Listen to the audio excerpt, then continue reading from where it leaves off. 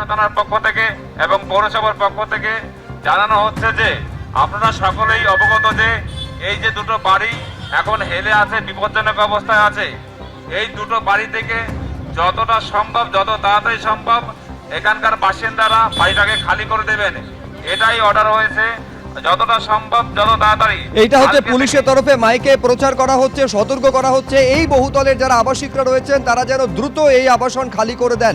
কিন্তু পুরসভার তরফে কি পদক্ষেপ নেওয়া হচ্ছে, অর্ণব মুখোপাধ্যায় আমাদের প্রতিনিধি বিস্তারিত বলতে পারবেন। অর্ণব, দেখো, এই মুহূর্তে পুরসভার তরফ থেকে যেটা জানা যাচ্ছে যে প্রথমে আইন বেআইনি নয়, প্রথমে হচ্ছে যে নিরাপত্তা দেওয়াটা হচ্ছে গুরুত্বপূর্ণ আপাতত পুরসভার কাছে। তার কারণ সেই অনুযায়ী এই যে সবুজ বিল্ডিংটি, সেই বিল্ডিংটিতে লোক থাকতো এবং এই বিল্ডিংটি যেভাবে হেলে পড়েছে সেই জায়গা থেকে পুরসভা মনে করছে যে এটা যে কোনো নিরাপত্তার জনিত কারণেই এদেরকে বের করে নেওয়ার দরকার আছে এবং সেই সঙ্গে এই বিল্ডিংটি যেভাবে বেঁকে গেছে সেই জন্য এই বিল্ডিংটি ভেঙে ফেলারও প্রয়োজন আছে।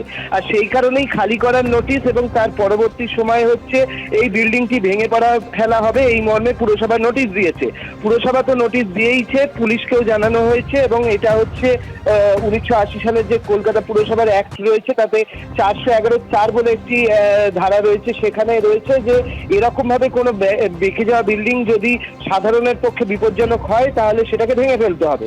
এটা তো রয়েছে, তার পাশাপাশি আর একটা জিনিস এই মুহূর্তে পুরসভার থেকে জানা যাচ্ছে যে পাশের যে সাদা বিল্ডিংটা রয়েছে সেই বিল্ডিংটিও কিন্তু আইনি নয়। সেই বিল্ডিংটিতে এর আগেই বেআইনি সেটা নির্মাণের অভিযোগে সেটাতে নোটিশ দেওয়া হয়েছিল কলকাতা পুরসভার পক্ষ থেকে এবং আগামীকাল স্ট্রাকচারাল ইঞ্জিনিয়াররা যাবেন এবং তারা সিদ্ধান্ত নেবেন যে সেই সাদা বিল্ডিংটির ভবিষ্যৎ কি হবে। তার কারণ প্রাথমিকভাবে পুরসভা মনে করছে দুটো বিল্ডিংই অল্প হেলেছে এবং একটা সম্ভাবনা রয়েছে এই যে সাদা বিল্ডিংটির ভবিষ্যৎও সম্ভবত অন্য কিছু হবে না, এই সবুজ বিল্ডিং এর মতো হতে পারে।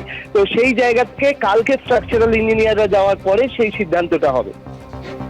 এইখানে গুরুত্বপূর্ণ যে আগামীকাল যখন পুরসভার যারা স্ট্রাকচারাল ইঞ্জিনিয়ার তারা যখন যাবেন তখন এই বাড়ি দুটির ভবিষ্যৎ নিয়ে কি হতে চলেছে তাদের বিশেষজ্ঞদের পরামর্শের পর পুরসভা চূড়ান্ত সিদ্ধান্ত নেবে।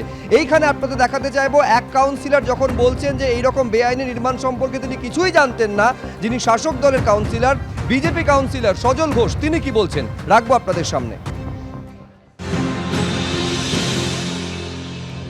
উনি তো কিছু জানতেন না, ওনার আগে একজন কাউন্সিলর ছিলেন, তিনিও এই ধরনের ঘটনায় তাকে জেল কাটতে হয়েছে বহুদিন।